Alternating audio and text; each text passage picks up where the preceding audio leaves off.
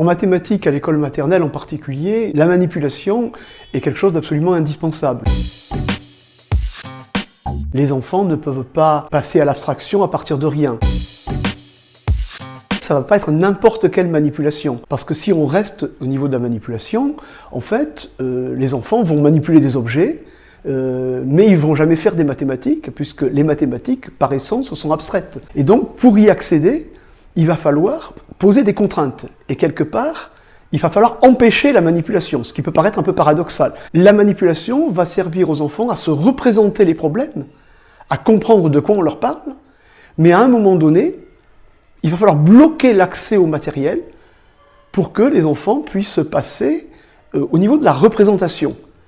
Et donc travailler à partir d'objets mathématiques, en particulier le nombre, qui va servir à représenter des quantités. Et c'est parce que justement la manipulation sera bloquée qu'ils pourront passer à ce stade-là. Et il y aura un retour à la manipulation qui va être intéressant, parce que le fait de pouvoir appuyer le problème sur une réalité va permettre de revenir au matériel pour valider les solutions trouvées par les enfants. Ce qui va leur permettre de dire le vrai et le faux sans dépendre d'un adulte. Parce que l'enjeu, c'est quand même que les enfants sachent utiliser les concepts mathématiques pour résoudre des problèmes sans les adultes.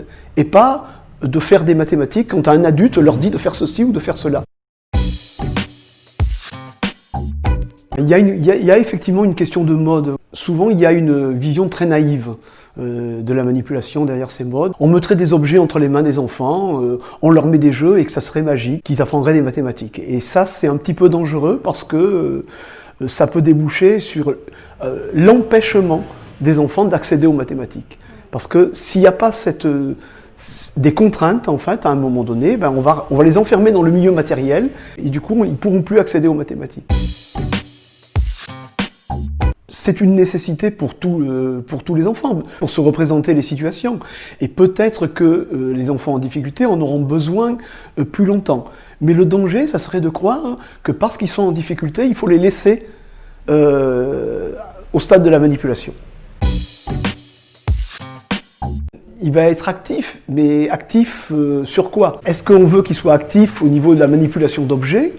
Ou est-ce qu'on veut le rendre actif au niveau intellectuel? C'est là qu'il y a un hiatus. C'est-à-dire qu'on veut basculer d'une activité sur des objets à une activité sur des représentations, sur des objets intellectuels. Il peut y avoir activité uniquement matérielle et aucun apprentissage. Je dirais que la manipulation sur des logiciels, sur des objets virtuels, va pouvoir venir en complément. Mais elle ne peut venir qu'en complément, parce que c'est déjà un passage à une représentation. Et si on ne propose que ça à des enfants, on risque de leur proposer un obstacle supplémentaire pour rentrer dans les mathématiques. Par contre, lorsque l'on a une situation avec des objets réels, si on a sa déclinaison sous forme logicielle, ça peut être un plus. Ça peut permettre un complément de manipulation, justement, et un complément de travail pour les enfants, et en particulier pour des enfants en difficulté qui ont besoin de plus de temps. Oui, il faut que les enfants manipulent à condition de les empêcher de manipuler.